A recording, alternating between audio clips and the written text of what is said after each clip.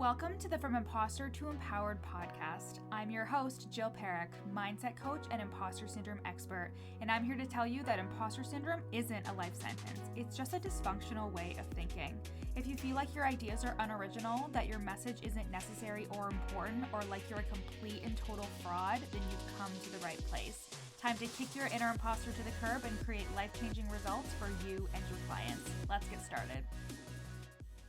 Hey everybody, welcome back to the From Imposter to Empower podcast. I'm your host, Jill Perrick, business mindset coach and imposter syndrome expert. And if you are interested in taking your coaching business or your business as a service provider to six figures and beyond, then private coaching might be for you. So in private coaching, we address all those things that are coming up as you become a six-figure business owner. Beliefs around money, beliefs around yourself, beliefs around the industry that you're working in. Is this sustainable? Is this something that I can take full time? Is this going to be able to support my family? What worthiness things are coming up around making this kind of money online? There are so many thoughts and beliefs that happen as you're scaling your business, and if you're not careful, a lot of those things can really impact your ability to scale.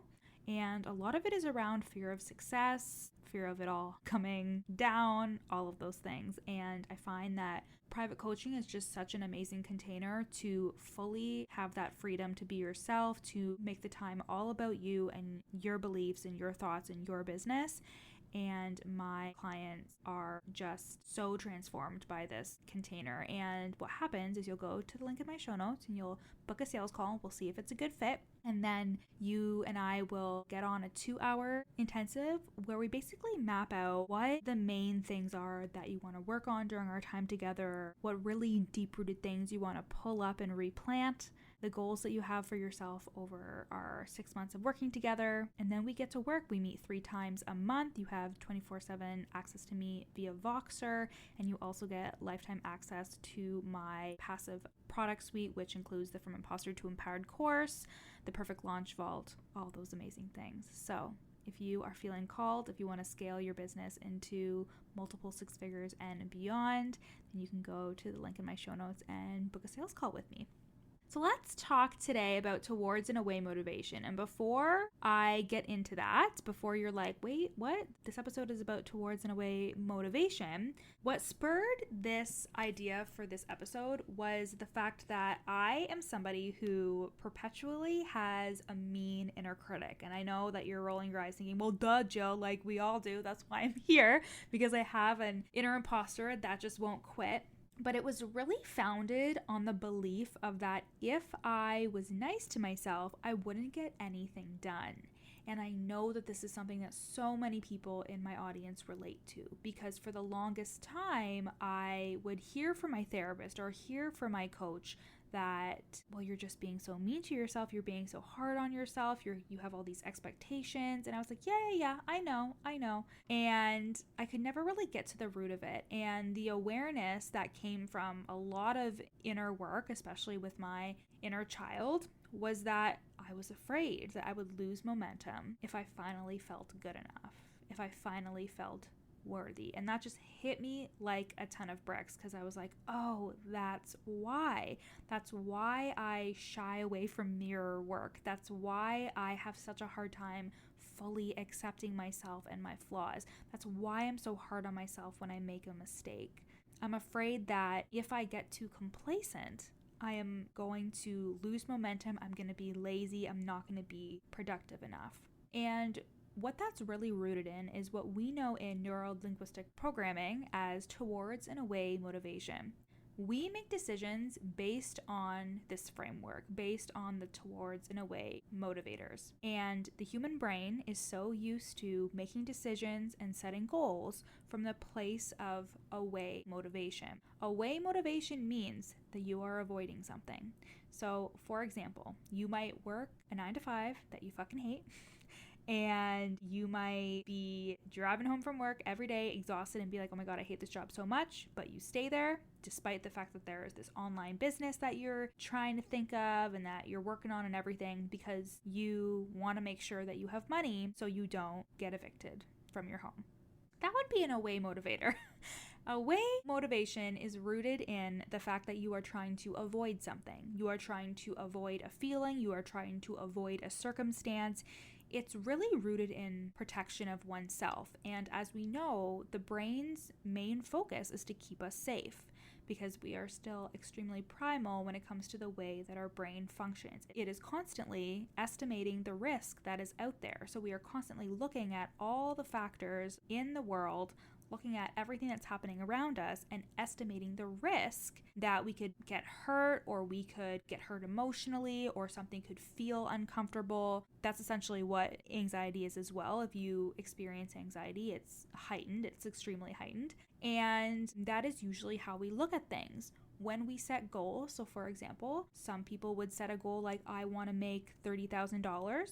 But what's your reasoning for that goal? Your reasoning for that goal could be, it's because I need to pay off my debt.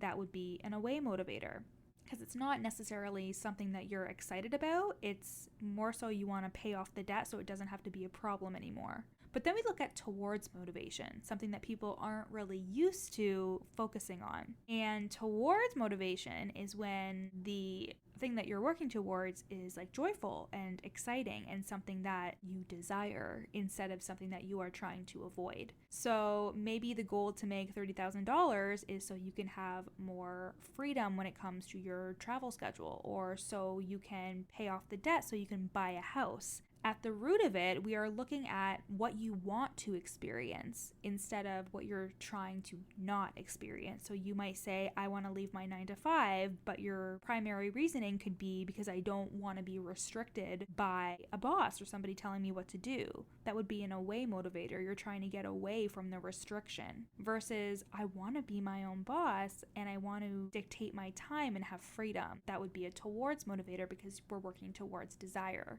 So when we're thinking about this thought of if you're afraid that you're going to lose momentum, or that you're going to slow down, or that things aren't going to be as productive if you're nice to yourself, we just have to redefine what exactly motivates you. And this was a really big revelation for me when I was finding that the majority of the things that I was like working towards or what I told myself were away motivators. Instead, I never really harnessed the skill of working on what I desire. And that is just like the key thing when it comes to manifestation and when it comes to creating the thoughts that we want to work towards the things that we want in life. I feel like society, our educational system, even our families that grew up in a different generation than us, we're focused on surviving. We're focused on surviving and, like not getting sick and a lot of other things, like even, for example, working out so you don't gain weight. That for me was always like the option. But instead it was like, how about I work out so I feel good in my body,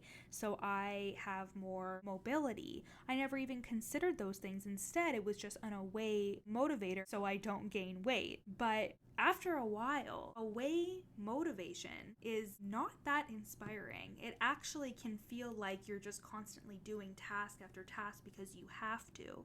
And instead, we need to learn how to cultivate a mindset where we're actually creating our reality instead of creating something that will help us get away from our current reality. Does that make sense?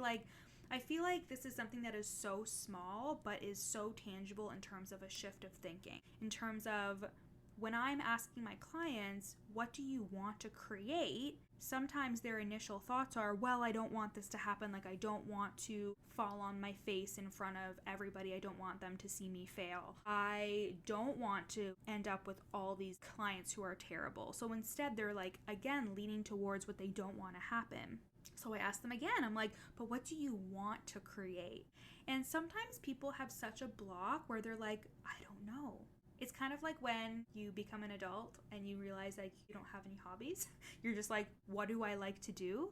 Because we're so used to focusing on the things that we think we have to do. We're so used to focusing on our tasks and our productivity and achieving that we don't really think about, but what am I doing all of this for? What am I working towards? And sometimes towards motivation can feel kind of fluffy and kind of indulgent because, I mean, I don't know about you guys, but I come from a place and a world and a line of thinking where just like mindset and belief work and somatic work like healing and Reiki and breath work and all of these things is like indulgent. But when we really think about it, what's the whole point of being on the spinning fucking rock? Like, what is our whole point to being here? I think about that when it comes to my business, and whenever I start to feel like I'm being really hard on myself when it comes to like running this business and not working a typical 9 to 5 and all that stuff, or leaving my job even with the government, I think about the fact that like the whole point that I'm here though is to enjoy my life. And if this job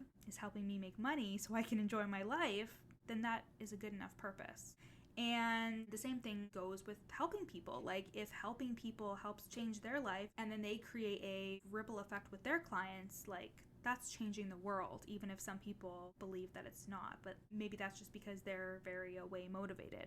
And again, like this is such a simple shift when you're thinking about your goals. This is such a simple shift when you're thinking about how you talk to yourself or how you're motivated. And really stop to think about this right now in terms of why are you motivated to achieve the things that are on your goal list? And if you actually start to write them down, notice if you're using words like don't or not, like kind of more negative words, or notice if it's to avoid something else. And then how can you change the language and how can you actually look at those things differently in terms of what are you working towards in terms of desire, in terms of joy, in terms of peace and calm and actually enjoying your life. That is the whole point of why you're here listening to this podcast. That is the whole point as to why I show up for my business, because I'm creating my life. I am the creator of my life. Instead of trying to avoid the things that I don't want to happen, I create and I think about what I do want to happen and I focus my energy there. And that really has been a huge shift in setting goals and doing what I want to do. It's still something that I have to constantly remind myself of because I'm just so programmed and conditioned to achieve and to do certain things. But if I really got down to it, I have to think like, am I doing this for somebody else to be like, good job, Jilly? Or am I doing this for me and to enjoy my life? And when I say that, I think like, what's the point? But not in a what's the point, blah, blah, blah type of way. It's more like, what's the point of this? And if the point isn't joy, if the point isn't directed at my mental, emotional, physical well-being, then what is the point? And I have to really reevaluate that goal. Maybe that's why you're not super attached to your goal list. Maybe that's something that you haven't really thought about when it comes to something that you're really trying to achieve, but like you just can't get your ass behind it. You just can't get your belief behind it, or like you just cannot do it. I really want you to look at your reasonings behind it and see if they're more away motivated instead of towards motivated.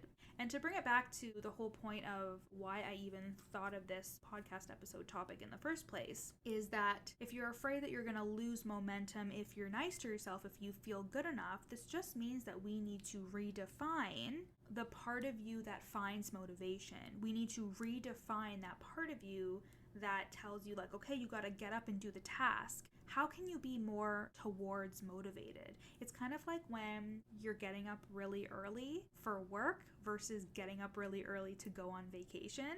When you get up really early to go to work, you're just like miserable. You're just like, fuck this. Like you're thinking about how you don't want to do it. But when you're getting up early to go on vacation, you're like excited about it. You're jazzed. Feels like a new day. You're awake. You have energy. You feel good. And that is all because of the circumstance that you are creating in your mind and the thoughts that you're having, right? So if you are somebody who has this block, if you are somebody who just realized as you're listening to this, oh my God, yes, I totally do that with regards to, I think that if I feel good enough or if I show myself self-love or compassion, that I am not going to be motivated. We just have to redefine what your areas for motivation look like. How can you inspire yourself into action? How can you motivate yourself into action? How can you redefine your goal list and really look at why you want to achieve those 6 figures or this many clients or this for your business? I want to leave you with the fact that like for a long time I really was beating myself up because I thought that my business had to look a certain way.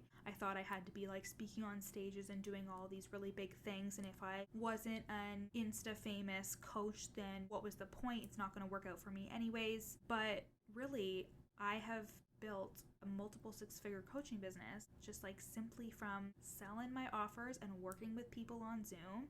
And I realized that that's what I really wanted to do. Like, I don't need all the big shiny things, and I would beat myself up because I wouldn't be motivated to try and get on stages and do all that extra stuff. But it was because I didn't really want it, because I was more so away motivated when it came to those things. So eventually I just got tired of doing them and tired of pursuing them. But instead, I'm more focused on the freedom that this income gives me, the freedom that I have in working with a number of clients a month, the freedom I have in the safety of my long-term containers, because my group program is lifetime and my private coaching is for 6 months at a time. So like there's so much safety and room to grow in my containers, and the ability for me to get to know my clients on such a deep personal level, that motivates me, that inspires me.